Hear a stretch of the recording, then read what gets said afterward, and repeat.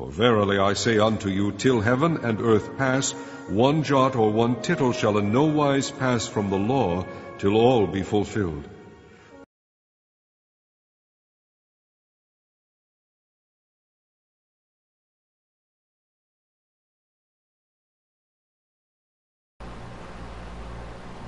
Hello everybody out there. It's the title of the day for today.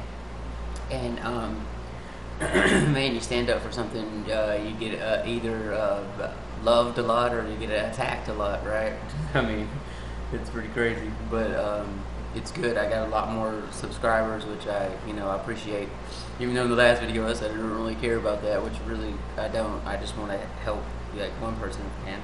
But it's I got a lot more subscribers, so thank you guys. And but man, you stand up for something and people just come out and attack you and say all kinds of crazy things about you, and they don't even really know you. But hey, all you can do is let the word speak for itself, right?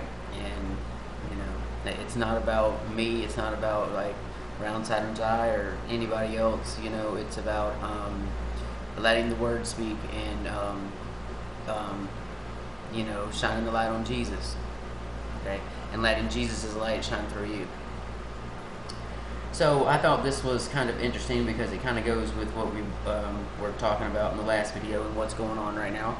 And it's we look at Numbers 14, and in Numbers 14, the people transgress and they come against Moses and Joshua and Aaron and everyone else, and the Lord wants to destroy them. Like, he just wants to take them out.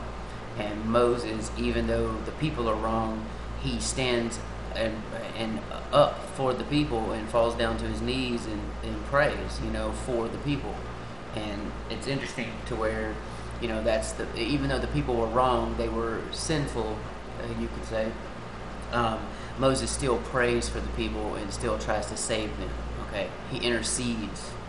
His job was to intercede in the same way Isaiah's job was to intercede, the same way Jesus' job was to intercede, right? Okay, that's what we're supposed to do. We're supposed to stand in the gap, if you will. So let's look at that. Numbers 14, 1 through 20, and think of it like this. Even when the people wanted to kill them, Moses and Joshua and others, they prayed for them and asked God to save them. And we'll see also that Jesus did the same thing. So let's look at Numbers 14, 1 through 20. Numbers chapter 14. And all the congregation lifted up their voice and cried, and the people wept that night. And all the children of Israel murmured against Moses and against Aaron. And the whole congregation said unto them, Would God that we had died in the land of Egypt, or would God we had died in this wilderness? And wherefore hath the Lord brought us unto this land to fall by the sword, that our wives and our children should be a prey? Were it not better for us to return into Egypt?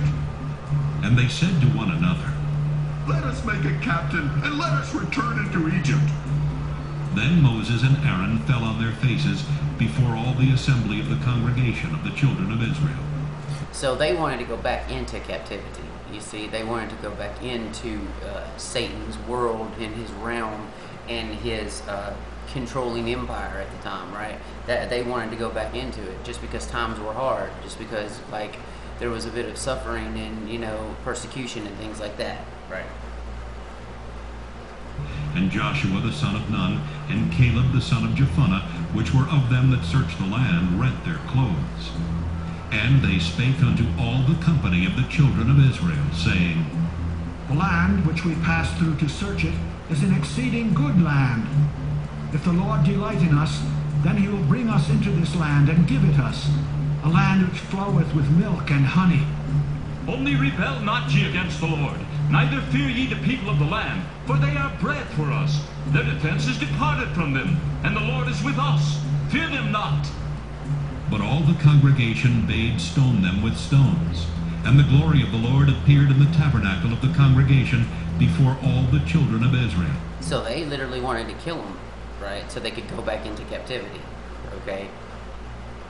And the Lord said unto Moses, How long will this people provoke me? And how long will it be ere they believe me for all the signs which I have showed among them? I will smite them with the pestilence and disinherit them, and will make of thee a greater nation and mightier than they. So he just wants to start over again. You see, the Father just wants to take them out and just start over again with Moses and Joshua and them. And he's like, Moses is going to intercede for them, which is a beautiful thing when you think about it. And Moses said unto the Lord, Then the Egyptians shall hear it, for thou broughtest up this people in thy might from among them. And they will tell it to the inhabitants of this land, for they have heard that thou, Lord, art among this people, that thou, Lord, art seen face to face, and that thy cloud standeth over them, and that thou goest before them by daytime in a pillar of a cloud, and in a pillar of fire by night. Now, if thou shalt kill all this people as one man, then the nations which have heard the fame of thee will speak, saying, Because the Lord was not able to bring this people into the land which he sware unto them, therefore he hath slain them in the wilderness. And now, I beseech thee, let the power of my Lord be great, according as thou hast spoken, saying, The Lord is long-suffering and of great mercy, forgiving iniquity and transgression, and by no means clearing the guilty, visiting the iniquity of the fathers upon the children unto the third and fourth generation. Pardon, I beseech thee, the iniquity of this people according unto the greatness of thy mercy, and as thou hast forgiven this people from Egypt even until now. And the Lord said, I have pardoned according to thy word, but as truly as I live. Okay, so, Moses intercedes, Moses stands up for what is right, and he saves all the people, even though the Lord was right and wanted to destroy them. You see, it's the same thing that we can see in Luke 23, 33 through 34, which says, and when they were come to the place which is called Calvary, they crucified him, and malefactors one on the right hand and one on the left. Then said Jesus, Father, forgive them, for they know not what they do. And they parted his raiment, his clothes, of course, and cast lots. Okay, so he's saying the same thing but Moses said it a lot longer, but he's saying, Father, forgive them, for they don't know what they do. Same thing with Stephen. They were stoning Stephen and killing him, even though he was speaking the truth. He said the same thing, Father, forgive them, for they don't know not what they do when they're doing these things. And that's the way we should be. Okay, these are examples of things. When people are being attacked, whether they're, we should point out the wrong things that people are doing, yes, but at the same time, we should love them and help them no matter what, because that's what Jesus did. And we can see this over and over again in Scripture. When it was time for the Lord literally to take people out, he showed them mercy. Lot, right? Lot being in Sodom and Gomorrah.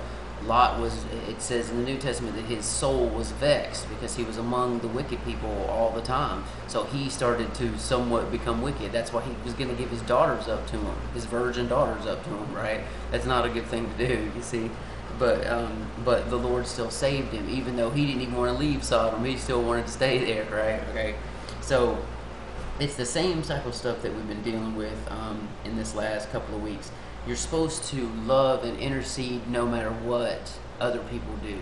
You're supposed to show love and ask the Father for forgiveness for them and love for them, and forgiveness for yourself, and to be pardoned from these wicked things that everyone does. Okay, hope that makes sense. I didn't know what to make a video about today, but I thought this was kind of made sense to go along with it. Wake and watch for Yeshua. God is love, and I love God. Amen. Eat my lambs. He saith to him again the second time, Simon, son of Jonas, lovest thou me? He saith unto him, Yea, Lord, thou knowest that I love thee. He saith unto him, Feed my sheep. He saith unto him the third time, Simon, son of Jonas, lovest thou me? Peter was grieved because he said unto him the third time, Lovest thou me? And he said unto him, Lord, thou knowest all things, thou knowest that I love thee. Jesus saith unto him, Feed my sheep.